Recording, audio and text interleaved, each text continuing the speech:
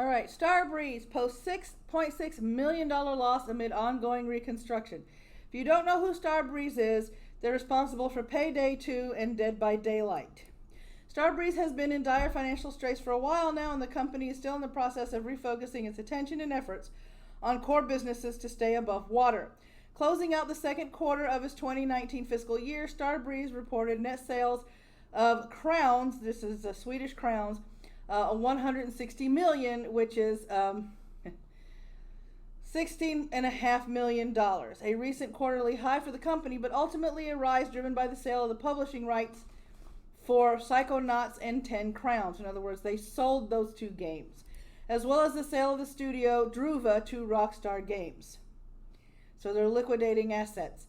Looking just at the revenue from games, Payday 2 brought in 14.4 million Swedish crowns, which is $1.5 million in sales, down from their 31.3 million crowns or $3.2 million last year. Dead by Daylight, no income whatsoever. They didn't make any kind of income from Dead by Daylight. For the quarter, Starbreeze reported a loss rather than any productive net profit, sharing a 64.4 million crown loss for the quarter, significantly down from the 42.5 million crown net profit of the second quarter from 2018. How are they handling this? In short term, our finances are now secured as we have divested assets belonging to our non-core segment, which has generated liquidity, taking us to the second quarter in 2020. In other words, we had to sell shit to stay afloat. And I live in an apartment building, and that's somebody leaving for work on their motorcycle. So please, I'm sorry about that. There's nothing I can do about the noise. The work with the long-term financing is ongoing with multiple parallel tracks, while we at the same time are negotiating with our creditors. As an effort of the refocusing to our core business, game development with our own IP, we have now taken actions on most of our non-core businesses. In other words, they're probably trying to liquidate more stuff that they don't want to focus on. Question: are they going to try and sell Dead by Daylight?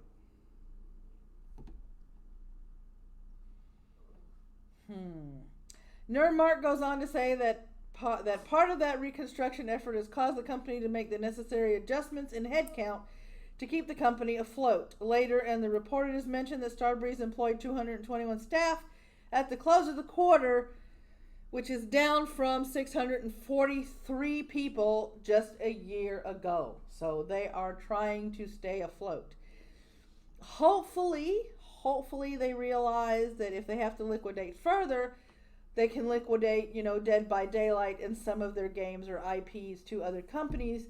Because I don't personally play Dead by Daylight, but I watch people play it, and it's fun to watch people play and watch their, the way they react to the situations in the game. So, if the company closes, if they go under, that could possibly mean no more Dead by Daylight, or only the streamers that are left with copies of the game will actually be able to play the game. Because if they have to sell the IP and refuse, then when they go bankrupt, what happens to the game? These are questions that have to be asked. These are things that you have to look into and be leery of when a business starts liquidating stuff like this. Because, like I said, they've already gotten rid of Psychonauts. They've gotten rid of 10 Crowns. They sold one of their studios. So they're not doing good. They are not doing good. All right, Star Wars Battlefront 2 is getting co-op offline instant action clone commandos in September. DICE has revealed a roadmap for the content coming to Star Wars Battlefront 2 this year. In a forum post, the developer discussed some big changes coming to Battlefront 2 Capital Supremacy game mode, including some tweaks to design.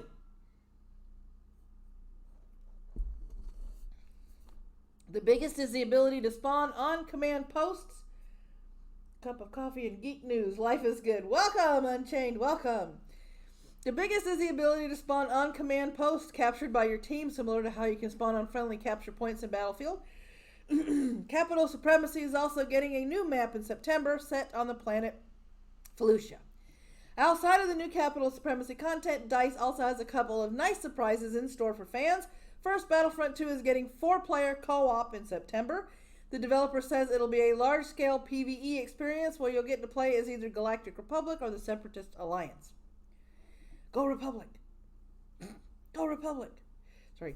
All 5 Clone Wars planets will be playable as part of the new mode, with objectives varying based on your chosen side. As you'll be playing alongside AI, you'll have access to the standard set of reinforcements, including heroes and vehicles. This essentially means you're playing a traditional capital supremacy match, albeit with 3 other players and a lot of bots. September will also see the release of another big mode, Instant Action. The new mode is designed to offer solo players large-scale battles away from multiplayer and co-op. As with co-op, you'll be playing alongside and against bots, with the fight this time centering on capturing command posts. Instant Action can also be played offline, like the old PS2 game. So let me get this straight. You started Battlefront on PS2, or was that Xbox? So everybody liked it. Then you went to Battlefront 2. Then you took it online. And then I guess people started bitching because they couldn't play by themselves. So now you're going back to what you did on the PS2. Lord have mercy.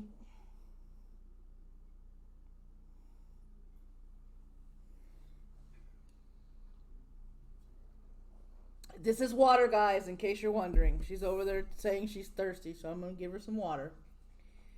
All right, let's see here. The post also confirms that Star Wars: The Rise of Skywalker. My brain so does not anticipate the movie so much it cannot even say the title of the movie. The post also confirms that Star Wars: The Rise of Crapola content is in the works, which includes a new planet and new reinforcements. Throughout the remainder of the year, you can expect new appearances for troopers, including the Clone Commando. Sometimes we include links to online retail stores. Okay, blah, blah, blah, blah, blah, blah. All right. So let's check out the forum post and see what it says. And of course, it'd be on EA because EA. All right, let's see here. Alrighty then. This is, why isn't this shit? Oh, it's probably an archive or something. Oh no, there's the pictures. Yay! Alright, back in June we mentioned, oh, and this actually fits. I'm shocked. Back in June we mentioned we would be sharing more about the future of Star Wars Battlefront 2. Time doesn't stand still, and today we have a host of details for you. Venator and Dreadnought. Venator and Dreadnought. And watch me butcher names, because that's gonna happen. August kicks off with both the Separatist Dreadnought and Republic Venator becoming playable in Heroes vs. Villains. Since the release of Capital Supremacy, yes, I smiled. I've watched all the movies, including, The Puke Awakens and The Last Mary Sue. I haven't seen Solo or haven't really seen a lot of the new ones yet, but I did torture myself with The Last Mary Sue. Since the release of Capital Supremacy, this edition has been highly requested, and we're incredibly happy to be adding them to our rotation. Okay. Capital ship interior changes. After watching discussions around Capital Supremacy, and in particular the Capital ship phase, we've made some changes to the interiors of both Capital ships. They will have 2 sub-phases. Both are evolving. Once you breach the enemy ship, you have 5 minutes to destroy it before the action returns to the ground. In order to destroy the ship, you must first capture one of 2 available command posts located on the ship. If you succeed in that, your team will gain an additional 5 minutes and will be able to fire on the enemy target. Any damage caused to the enemy target will be persistent. I hope so. I mean, we persist in damaging the thing, so hopefully it'll be persistently damaged. Never mind. Meaning, even if you fail in destroying the target fully, you can pick up right where you left off in subsequent assault attempts. Pause point. Excuse me, we goofed up. Can you mark this for us? Yeah, okay. Next, we're changing the capital ship phases to be based on a timer. This means that the attacking team will now have a 5-minute window to destroy the generators. Well, once the time runs out, the battle will return to the planetary phase. In other words, you got 5 minutes. Are we kicking your ass off the ship? We are also implementing some new changes to the artwork. Okay. Contextual spawning. I love these. I love this terminology. Gotta love this terminology, right? Following the trend of making updates to Capital Supremacy, we're bringing a much requested and beloved feature into the game, Through our new contextual spawning system, you will be able to spawn on dynamic tactical assets on the battlefront, starting with command posts and capital supremacy and instant action. Because, dynamic tactical assets is so much better than ho-hum everyday yesterday's crap. Once you've been defeated in battle, you will be presented the squad spawn menu as normal. Alongside your squad members, you will now be presented with a list of command posts to spawn onto as well. You will have the ability to spawn onto any command posts that your team has currently captured, even if it is being contested. You can now spawn on any command post. You said that already up here. You people need editors. Just saying. That your team has full control over, that you'll spawn close to command posts at any one of the preset spawn locations that is contested. Okay, you said all that up there. Either you do bullet points or you write it in paragraphs. You don't write it in paragraphs and then switch to bullet points to, to be redundant, because right now you're being redundant. Redundancy. The department, they have, apparently, Battlefront has a department of redundancy department. Because they love their redundancy. You could have cut this page down by a quarter at least. You will not be able to spawn on a command post if it is under the enemy's control. No shit. Is a neutral command post that is yet to be captured. No kidding, Sherlock. Those were the same rules in original Battlefront. You can't spawn there. The enemy has it. Durr. Hello, Captain Obvious. A look at what's coming in 2019 droid appearances. So, we've released a number of appearances for clone troopers across a variety of legions. So the Separatists don't feel out. We're bringing a new appearance for the B-1 battle droids this month. Each of the below appearances will be for all 4 trooper classes: Assault, Heavy, Officer, and Specialist. So, here we go. There's one of the works in progress. Those were the dumb ones. I love shooting those in the head on Battlefront. I really did. Jungle. Okay. Training. Okay. Okay, battle droids will have the default and Geonosis-based appearances, both of which will be free to anyone and selectable should you wish.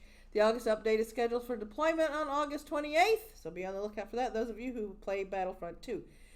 Felucia. The Separatist invasion of Felucia is nearing its end.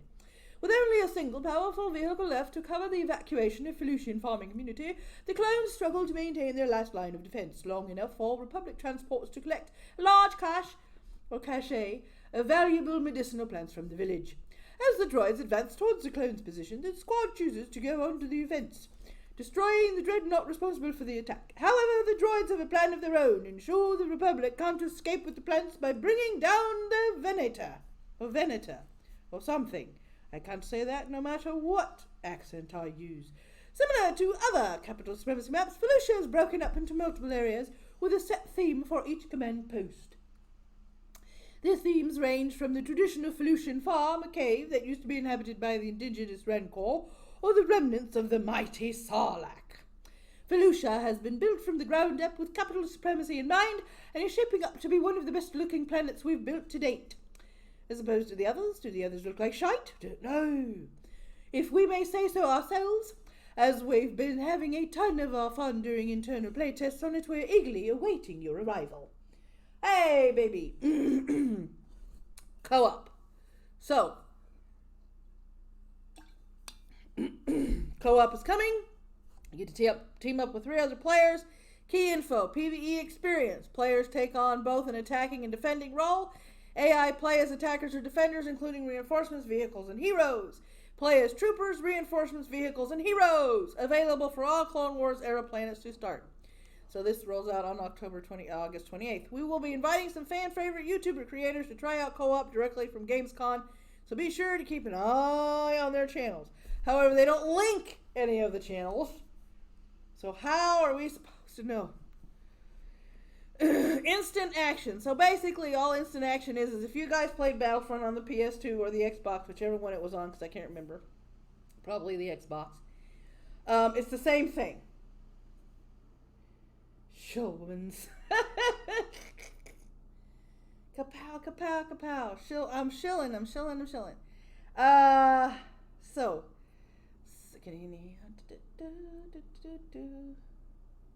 So yeah, it's basically what this is offline play. That's all this is. It's the instant action. Clone Commando. Dun dun dun dun. Dun dun dun. Dun dun dun dun. Dun dun dun dun dun. Sorry, couldn't help myself. I had to wait. All right, so here we go. You can switch from blaster to grenade, provided the Clone Commando with a great deal of versatility.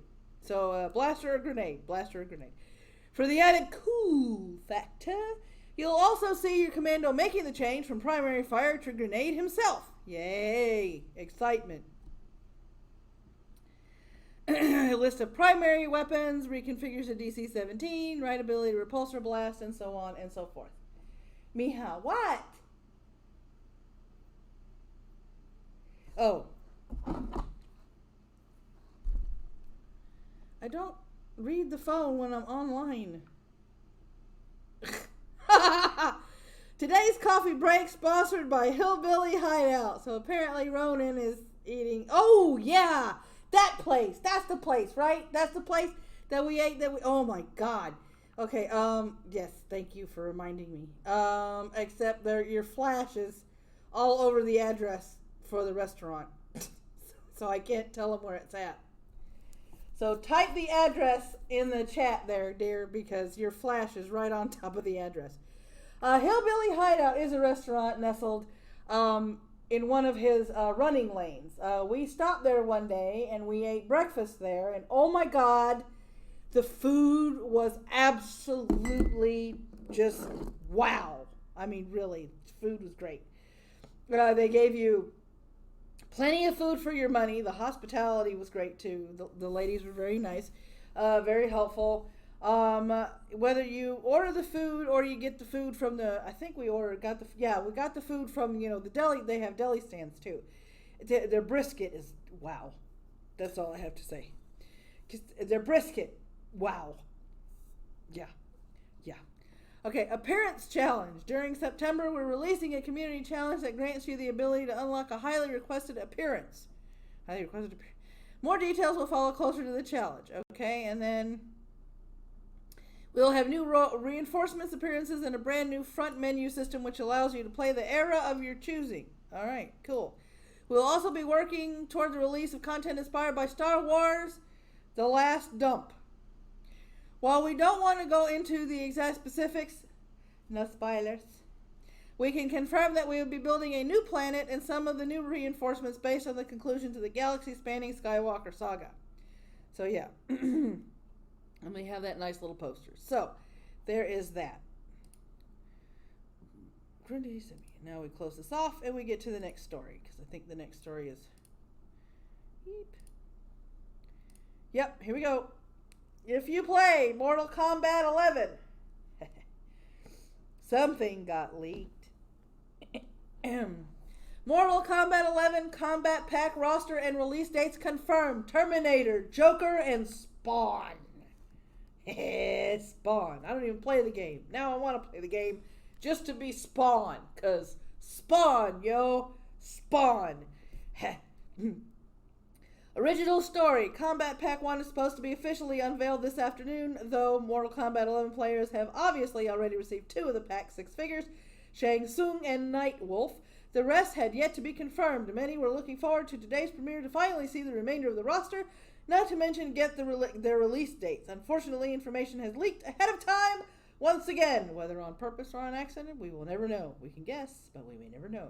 The YouTube trailer premiere went up on official channels with a countdown to today's big moment.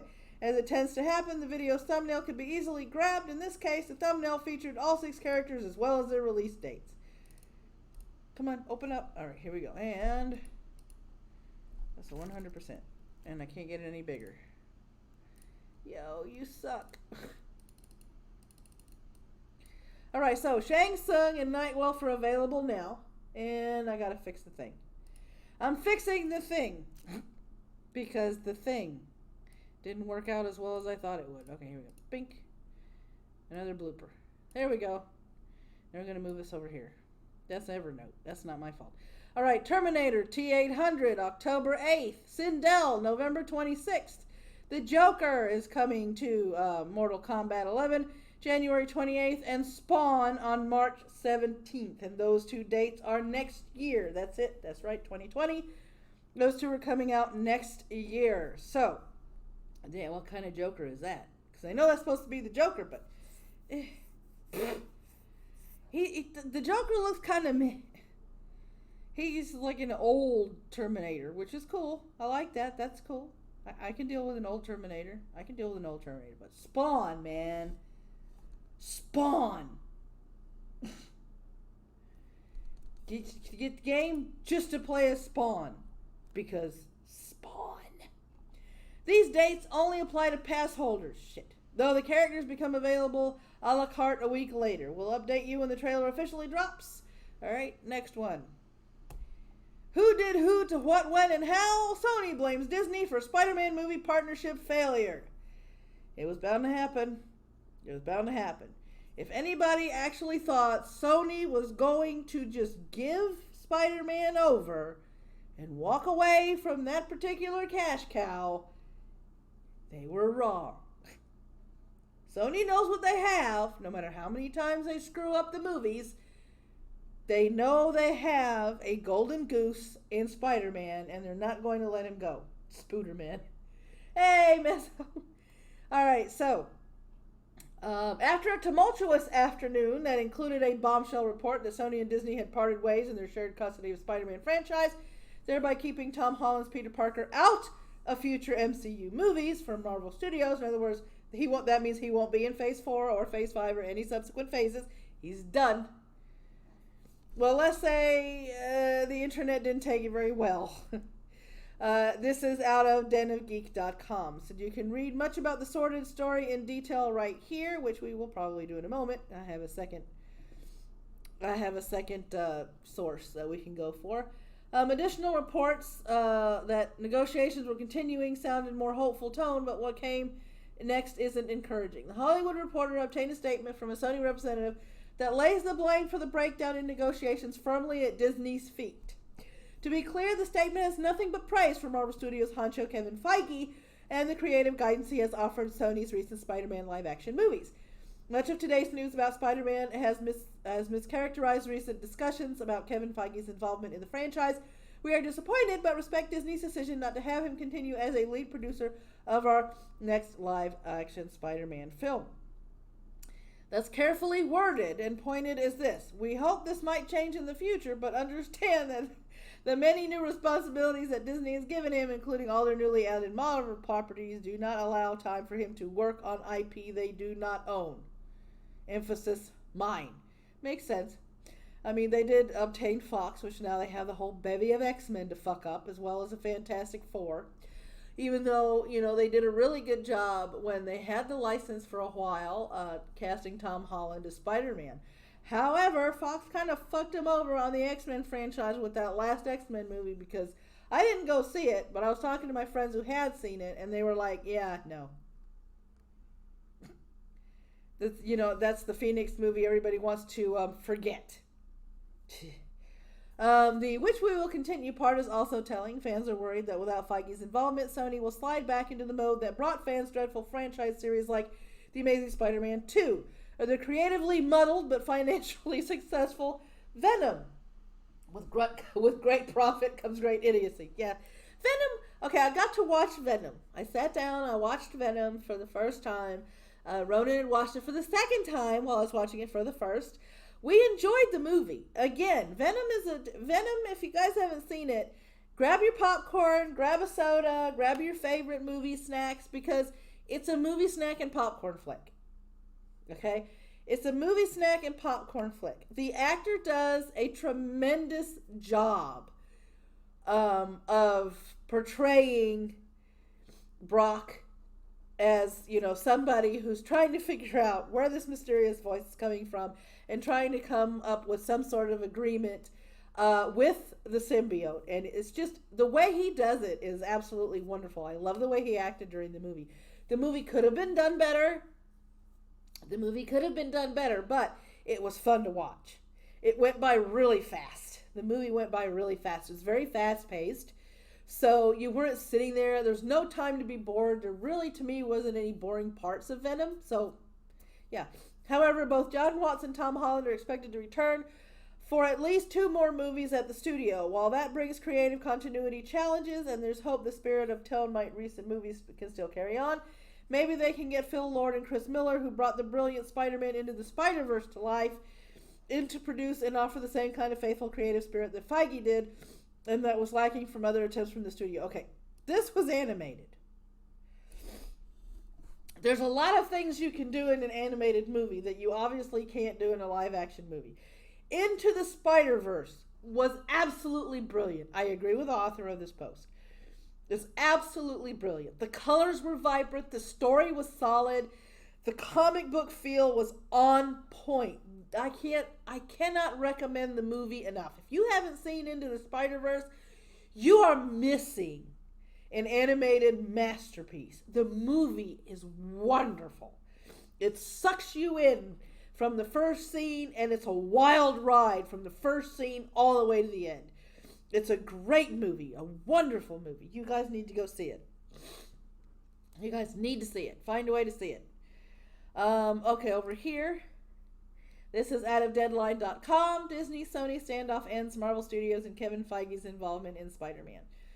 Sony Pictures spent much of yesterday trying to spin Deadline about the prospective loss of Kevin Feige from future Spider-Man films. First, the studio downplayed the idea he might be leaving, and then insiders pinned his exit on added responsibility from the Fox acquisition of the X-Men franchise, though they declined to make a statement. Didn't I just say something about the X-Men?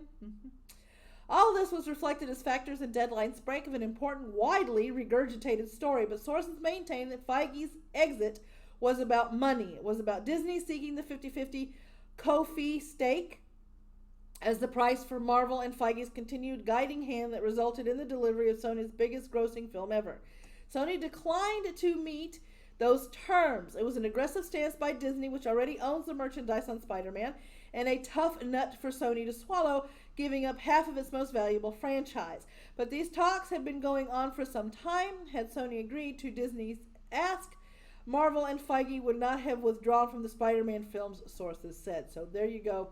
In a brief snippet from Deadline.com, it came down to the fact that they still wanted, 50-50. They wanted a 50-50 stake in the Spider-Man franchise, and Sony was like, we can't do that. The problem is this, and I said this to Ronan, and we kind of laughed about it, but when the only time you nail the feel, the world, and the story, and the attitude of Spider-Man as Sony is when you do it in an animated movie. Either make more animated movies or find a way to take the spirit from that animated masterpiece and put it into live action works. Because until you can do that, all of your live action Spider-Man movies, Sony, are probably going to suck to high heaven. None of us who grew up with Spider-Man, loving Spider-Man, reading or watching Spider-Man cartoons, or reading Spider-Man comics, wants to see Spider-Man treated with anything other than the utmost respect. We want a Spider-Man with a Peter Parker that's a bit awkward, that's a bit nerdy, that's very ingenuitive and very intelligent, and we want a Spider-Man who shit talks the entire time he's fighting. This is not a hard concept, but somehow, Sony, you tend to screw it up unless it's animated. So either keep making Spider-Man animated movies, or take the spirit of that animated Spider-Man movie that you did and see if you can put it into your live action works. That's all we're asking. Because, Tobey Maguire's Spider-Man movies, he made a good Peter Parker. You missed the boat on Spider-Man because there wasn't any banter. There wasn't any banter. In that third Spider-Man movie with Tobey Maguire, can we forget about that one, please? Can you just take the tape and burn it? Ugh, it was cringe. See? Even my dog admits it. It was cringe. Thanks for stopping by my little geek channel and corner of the internet. I hope you enjoyed the video. If you did, that's what the like button is for. If you didn't, well, there's that other button down there. There is a subscribe button. If you haven't yet, I'll give you that option by just letting you know it's down there. There is a bell, however fickle it does tend to be.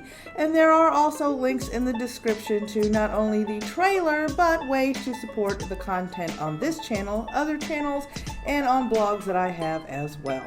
Until next time, guys, stay geeky.